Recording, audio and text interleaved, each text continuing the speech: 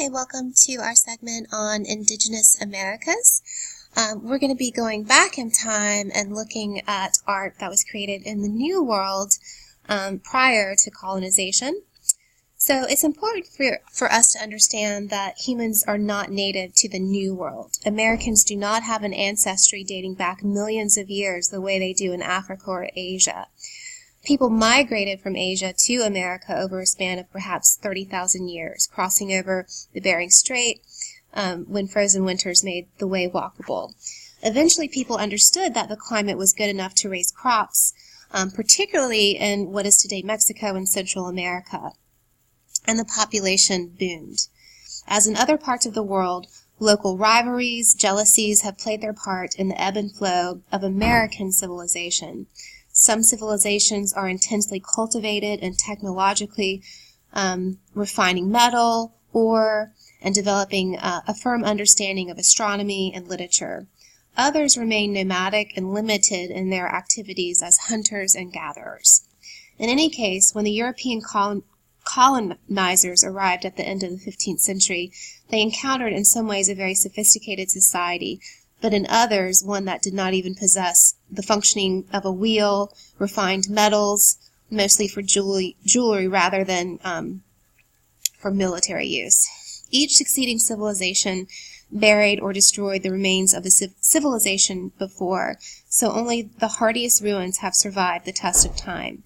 Most of what can be gleaned about pre-Columbian American society is ascertained by archaeologists working on elaborate burial grounds or digging through the ruins of once great ancient cities. And so this is what we're looking at here. It's an archaeological site known as Chavín de Hontar, and I'm probably, again, pronouncing that incorrectly. Chavín is a civilization named after its main archaeological site, preserved in the coastal Peru. Chavín art is dominated by figural compositions, often shown in combination with human and animal motifs. Many figures unite various animal forms into one being. You see lots of fanged mouths that merge with serpents and then morph into humans, for example. Figures are generally heavily rendered with an eye to monumentality. Symmetry is desired. Works are carved in low relief or polished surfaces. Chavín architects choose sites that were dramatic, sometimes on mountaintops. Often buildings such as those at Chavín de Hontar were built around a U-shaped plan that embraced a plaza and faced out toward an expansive view. Stepped platforms rise to support ceremonial buildings. Some sites are oriented to the cardinal points on the compass. But Chavín, that site seems to be coordinated with an adjacent river, which in some ways was a reference to the water source and how important that was in society. So here is this sort of mountainous region in Peru, and here you can see sort of the coastal part of Peru where it's located. So here's a model and a floor plan of what the temple at Chavín probably looked like. The site was located about 10,330 feet in elevation.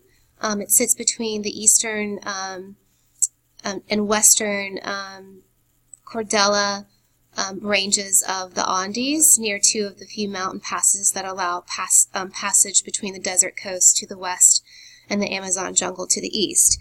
It is also located near the confluence of the Hachusa and Mansuna rivers, a natural phenomenon of two joining into one that may have been a spiritual or seen as a spiritual, powerful phenomenon. Over the course of 700 years, the site drew many worshippers to its temple, who over the course helped in spreading the artistic style of the Chavín throughout highland and coastal Peru by transporting ceramics, textiles, and other portable objects back to their homes. So the temple complex that stands today is comprised of two buildings. The U-shaped old temple was built around 900 BCE and the new temple built approximately 500 BCE. So you can kind of see this U shape here. The majority of the structures used roughly shaped stone in many sizes to compose walls and floors. Finer smooth stones were used for carved elements. From its first construction, the interior of the temple was riddled with a multitude of tunnels called galleries. While some of the maze-like galleries are connected with each other, some are separate. The galleries all existed in darkness. There were no windows in them throughout, although there are many smaller tunnels that allow for air to pass through the structure. Archaeologists are still studying the meaning and uses of these galleries and vents, but exciting new explorations are examining the acoustics of these structures as well, and how they project sound from inside the temple to the pilgrims in the plaza outside. It's possible that the whole building spoke with the voice of God, so maybe it was actually kind of used as a musical instrument. The god for whom the temple was constructed was represented in the lazon, and this is a sort of notched wedge-shaped stone that you're looking at here. I have different views of it. It's about 15 feet tall, and it's carved with an image of a supernatural being and located deep within the old temple complex. And it also intersects several of the galleries located inside the structure. So, lanzon, spelled A-L-A-N-Z-O-N, means great spear, or blade in Spanish, in reference to the stone's shape. But a better comparison would be the shape of the digging stick used in traditional highland culture. The shape would seem to indicate that the deity's power was ensuring successful planting and harvesting. So the shape of this sculpture essentially might represent sort of a knife or a blade, and again, maybe some sort of farming instrument that they used. So the lazon stela, and remember a stela or stela is a type of marker. We saw these earlier in global prehistory art, anthropomorphic stela, and we also saw them being used in Greek art as well. So it's basically like a slab or some sort of marker, and it usually has some sort of ornamentation on it. The lazon depicts a standing figure with large round eyes looking upward.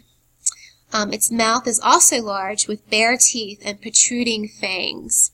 The figure's left hand rests pointing down, while the right hand is raised upward, encompassing the heavens and the earth. Both hands have long talon-like fingernails. So a talon is sort of like bird claws. A carved channel runs from the top of the lazon to the figure's forehead, perhaps to receive liquid offerings poured from one of the intersecting galleries. Okay, so we look at this. I know it's kind of hard to see all this stuff happening, but definitely it's very stylistic. Again, we see this use of this sort of low relief carving in the stone.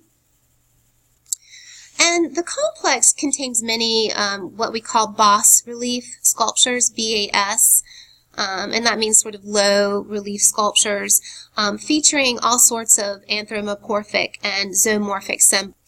And these would be very similar to sort of the Hiberno-Saxon migratory period that we looked at when we were looking at medieval art, the sort of, nodding and sort of these like Celtic-looking designs that Christians ended up absorbing from the migratory tribes in that area. So this particular carving is located on the ruins of the stairwell at Chavan, and it depicts two jaguars in shallow relief. We're going to look at this drawing of the lazon at Chavan de Huntour. And I think seeing it drawn gives you a better idea, and you can actually see sort of the different shapes and forms, and this idea of these sort of zoomorphic and anthropomorphic forms kind of created. And so there are two key elements that characterize this lazon deity or god that we're looking at over here on the right. It is a mixture of human and animal features, and the representation favors a complex and visual confusing style. The fangs and talons most likely indicate associations with the jaguar and the caiman. These were predators from the jungle lowlands that were seen everywhere in that area and were often represented in Chavan art and represented also in Andean iconography. The eyebrow and hair of the figure have been rendered as snakes, making them read both as bodily features and animals. So again, they're very sophisticated in their sort of ornamentation and decorative motifs, sort of morphing from human into animal. Further visual complexities emerge in the animal's head that decorate the bottom of the figure's tunic, where two heads share a single fanged mouth. This technique, where the two images share parts or outlined, is called a contour rivalry. CONTOUR-RIVALRY. So it's a term, contour rivalry. And in Chavan art, it creates a visually complex style that is deliberately confusing, creating a barrier between believers who see its true form and those outside of the cult who cannot. While the lazan itself was hidden deep in the temple and probably only seen by priests, the same iconography and contour rivalry was used in Chavan art on the outside of the temple and on portable wares that have been found throughout Peru. Okay, we're going to look over here at this piece of what looks like some sort of jewelry, metal jewelry. The serpent motif seen in the lazan is also visible in a nose ornament in the collection of the Cleveland Art Museum. So this was found at the archaeological site at Chavan. And this kind of nose ornament would pinch or pass through the septum. It's common, and it's a common form in the Andes. The two serpent heads flank right and left, with the same upward-looking eyes at the lazan. The swirling forms between them also evoke the sculptural eye shape. An ornament like this would have been worn by an elite person to show not only their wealth and power, but their allegiance to the Chavan religion. Metallurgy in the Americas first developed, and this is working with metals, or metalsmithing, first developed in South America before traveling north, and objects such as this that combined wealth and religion are among the earliest known examples. This particular piece was formed by hammering and cutting the gold, but Andean artists would develop other forming techniques over time. So the next group from the Indigenous Americas that we're going to take a look at is the Mayans. And we're going to be looking at some structures in architecture the Mayans built. This is known as this is called Oxchilian, and it's one of the many Mayan archaeological sites located along the Usumacinta River, the borderline between Mexico and Guatemala. So we're going to be looking at structures themselves, and we're also going to be looking at some artifacts from these structures. Just to give you a little history of Mayan art, some characteristics. Mayan sculpture is very easy to recognize because of the unusual Mayan concept of ideal beauty. So their concept of beauty seems to focus on a model or a figure that had an arching brow, with an indentation above the nose, filled in as a continuous bridge between the forehead and nose. So this is a sort of feature that they thought was attractive. This sense of ideal beauty was so important to the Mayans that very well-to-do, wealthy citizens would put their children in head braces to create this formation and this symbol of beauty if the child was not born with it. Facial types are usually long and narrow, with full lips and mouths ready to speak. It is common to see figures elaborately dressed with costumes composed of feathers, jade, and jaguar skin. The Mayans preferred narrative art done in relief sculpture. Their relief work has crisp outlines with little attention given to modeling. Mayan sculpture is typically related to architectural monuments, We'll look at lintels, visage, jam. So we'll actually be looking at decorative features or a decorative program that they used in these structures. Figures of gods are stylized and placed in conventional hierarchic poses, possessing symbols of beauty, most notably tattooing and cross eyes. Most Mayan sculptures were also painted. So again, it'll be interesting to kind of go back and look at the comparison, to Western civilization, because a lot of this does correlate. The Greeks also painted their statues, and they're, again, they're just certain, cultures that have certain features of beauty that they think are ideal. Here's an example of a lintel that we're going to be looking at. And again, these were sort of slabs or sort of decorative features that decorated the interior and outer exterior of these structures. Another typical work or motif that appears everywhere in Mayan cities is the chacmool. C-H-A-C-M-O-O-L, a figure that is half sitting and half lying on its back. The unusual pose of this figure is balanced by the face, which turns 90 degrees from the body. Elbows firmly rest on the ground, lending a sloping sense to the body. On his stomach is a plate, which has made some scholars deduce that the figure was meant to receive offerings. Sculptures such as these influenced modern artists such as Henry Moore, who we will look at. I'm sorry, that image I was showing you, the lintel, is not an example of a chacmool. This is an example, so that this makes a lot more sense. So you can see that the figure is half sitting and half lying on its back. And again, it's, sort of looking at a right angle towards us and balancing this sort of vessel. So again, it probably was meant to be some sort of offering or promote some sort of offering. And this is located at the site that we're going to be looking at, called Axchilian. And it's made of limestone. So this is an example of a low relief carving that would have typically been related to different architectural monuments and sort of decorated the interior and exterior of it. So the structures resemble pyramids, and they're referred to as Mayan pyramids, are set in a wide plaza as the center of civic focus. And along with these pyramids, there would have been temples, proportional temples that would have been around them. Although their interiors are narrow and tall, giving a certain claustrophobic effect, enhanced by the use of corbel vaulting, and we'll look at that in a second. The temples had these long roof combs on the roof to accentuate their verticality.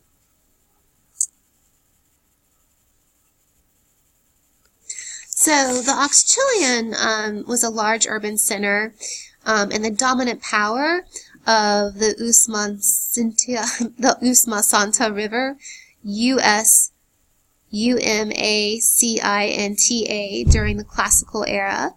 The location of Axchilian is unique. It was built on the curve of the river, which provided a natural moat for protection. Only the south side of the site is exposed to land. The settlement existed from 3500 AD to 8500 AD. 850 AD, with the height of its power ranging from 650 AD to 800 AD. In 654 AD, Axchilian found itself in war with another power for land, another group.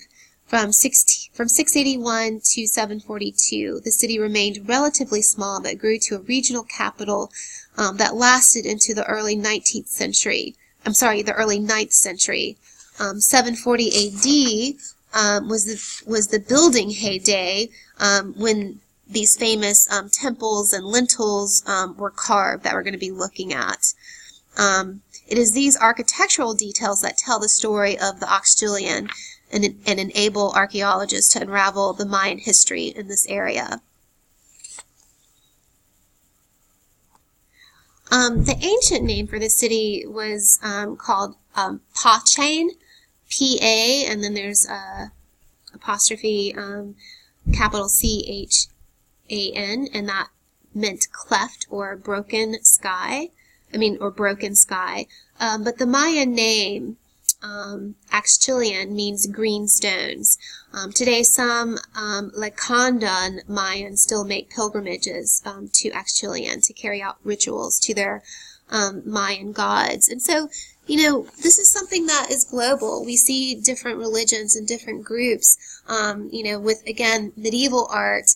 In the Romanesque period, we saw people making these pilgrimage to these churches, to look at relics. And so when we're comparing and contrasting Western art with art beyond the European tradition, it's interesting to kind of keep these sort of global or universal similarities in mind.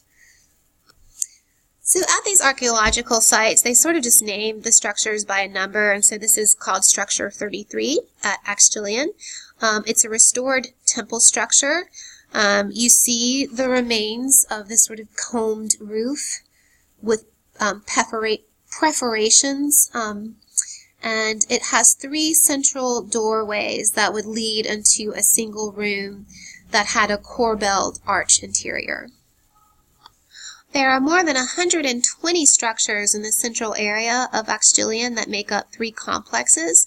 The Great Plaza, located in the lower part, parallel to the river, the Grand Acropolis, and the Small Acropolis. All of these areas are skillfully adapted to the contours of the low limestone hills attached to each other with the use of, and these structures are attached to each other with the use of terraces, stairwells, and platforms. Highly decorated temples, pyramids, and luxurious palaces cluster along the Grand Plaza, extend along the shores of the Usumacinta River.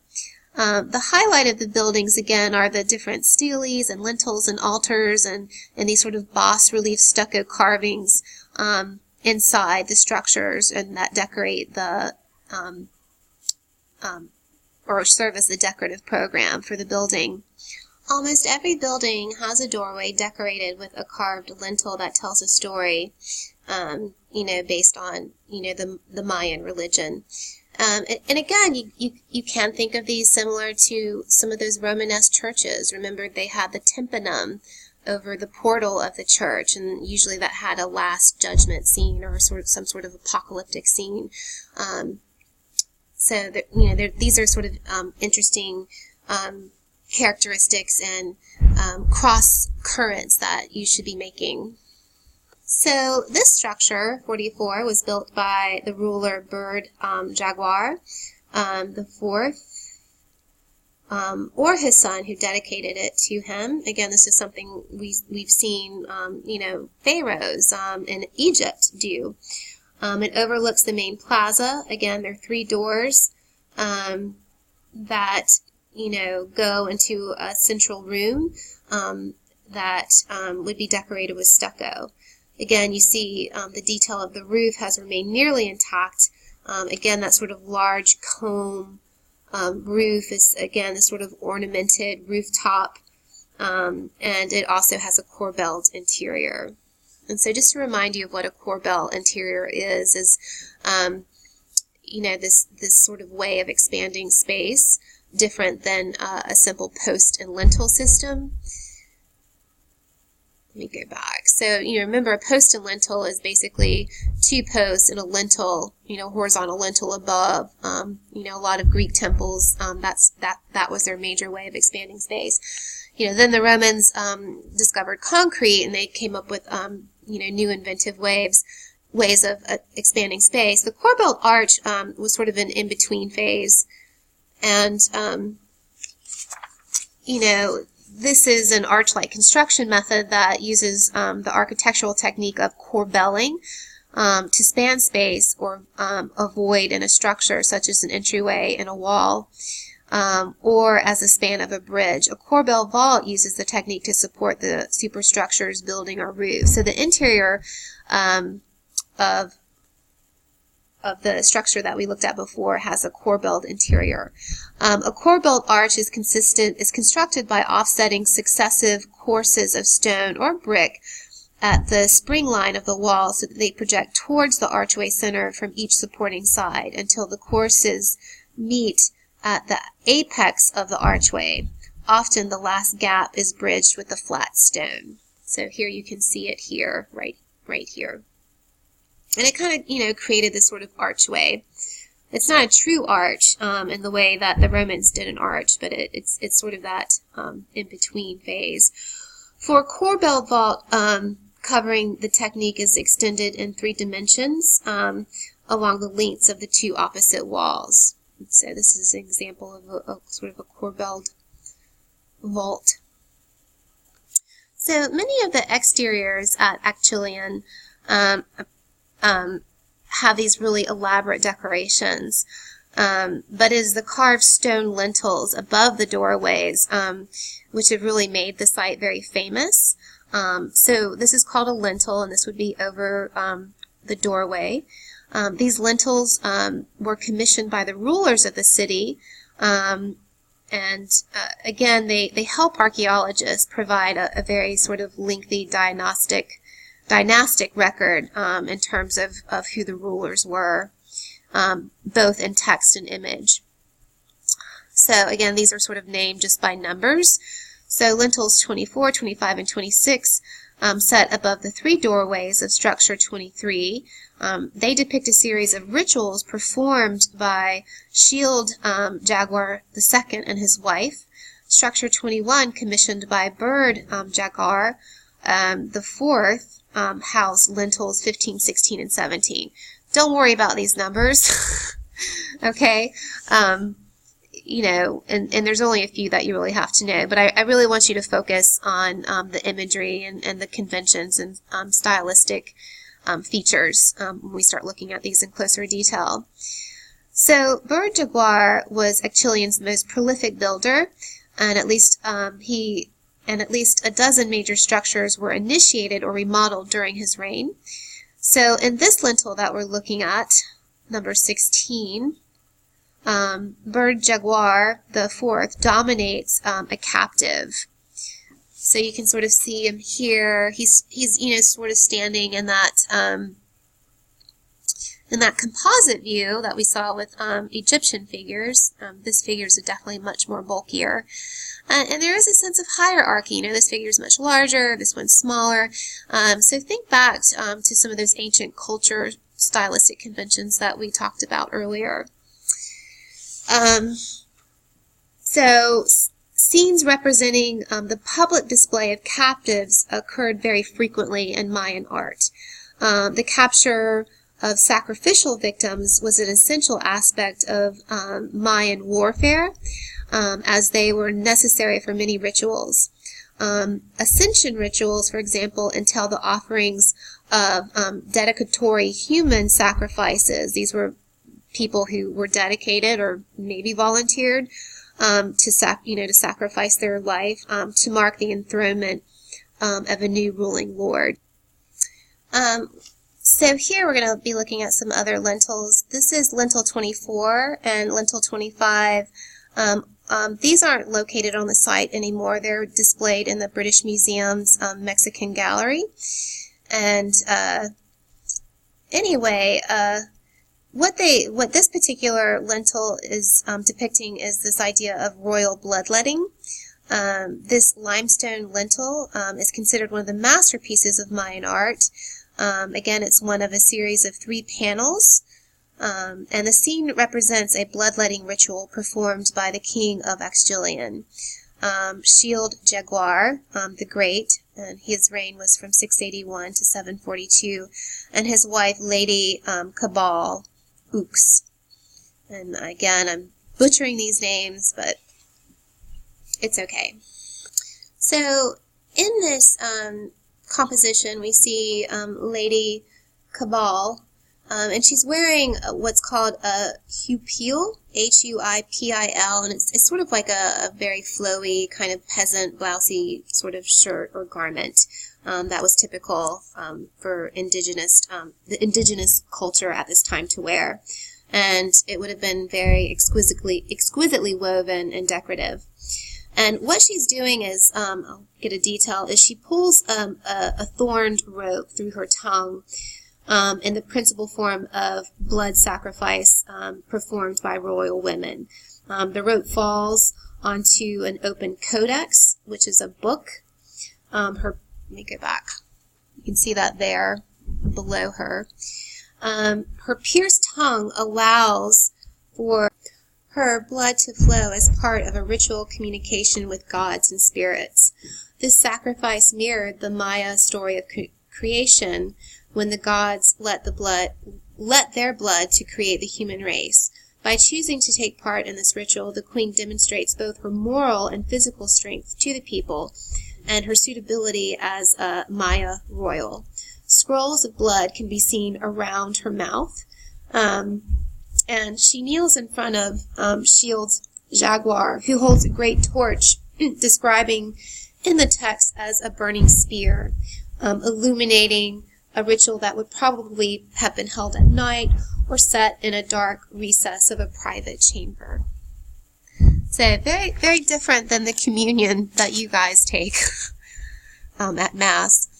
So both the king and queen are richly attired, and they're outfitted with this sort of type of jewelry called a pectoral, which is almost like a necklace or a collar. The Egyptians wore them as well. That obviously was near or around the chest area. And both the king and queen have these ones that represent the sun god. The human head worn by Shield Jaguar over his brow, which you can see over here, I know it's kind of hard to see, may be like a shrunken head that is meant to be a battle trophy. So again, other cultures to think back, ancient Mesopotamia, the Assyrians, so we'll be making a lot of these cross currents in writing our essays and journal responses. Here's a detail of the king's headdress, and maybe you can get a better sense of the sort of shrunken head on top of it.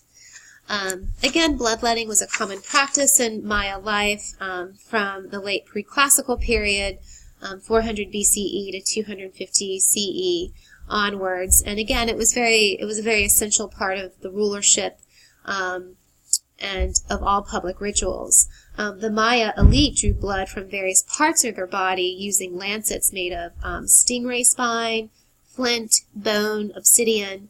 These objects are often found in burials and other archaeological contexts, though there are other perishable materials like rope and bark paper strips seen on the lintels that would have been used in this ritual as well that are now lost. So again, we get a lot of their ritual practices by looking at these visual references that they left behind. All right, so we're going to be looking at another lintel. Again, just to remind you, a lintel is a horizontal beam that spans the opening between two upright posts or architectural elements. This particular lintel is referred to as lintel 25. I'll try to update that when I load my lecture notes. Was located above the central doorway of a palace structure. And the inscription on the lintel reads October 20th, 681, the date of Lord Shield Jaguar's second's ascension to the throne, as documented in other monument text and carvings. It is believed that the creation of the lintel, as well as the ritual performed in the carving, were associated with this event. So again, this sort of immortalizing the ruler, but also historically, conveying this ritual. The image is carved in relief on limestone.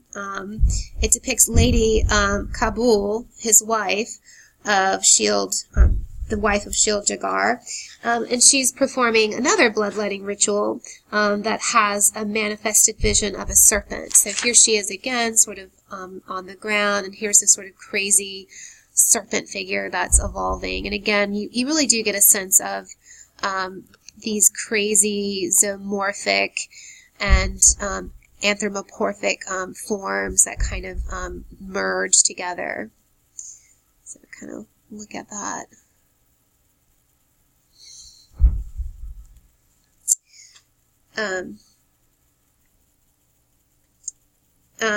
And so this serpent is sort of coming from her mouth.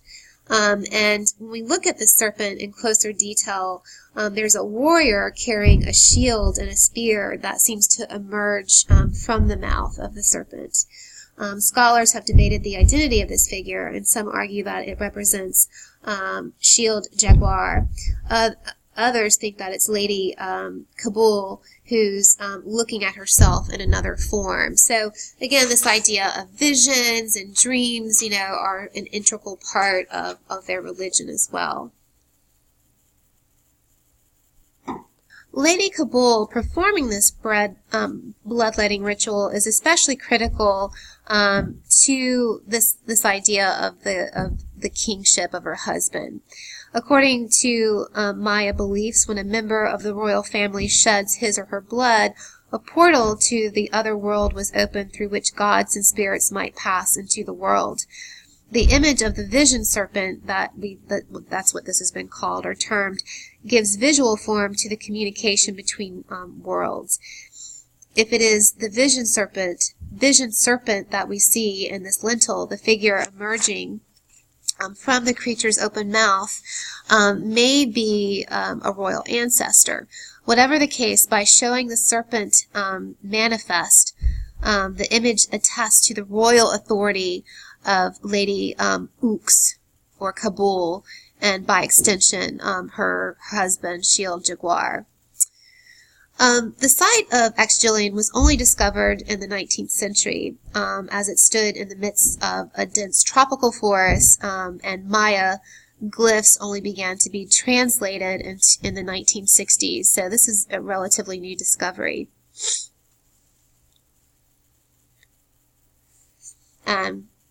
Let's look at it a little bit in more detail.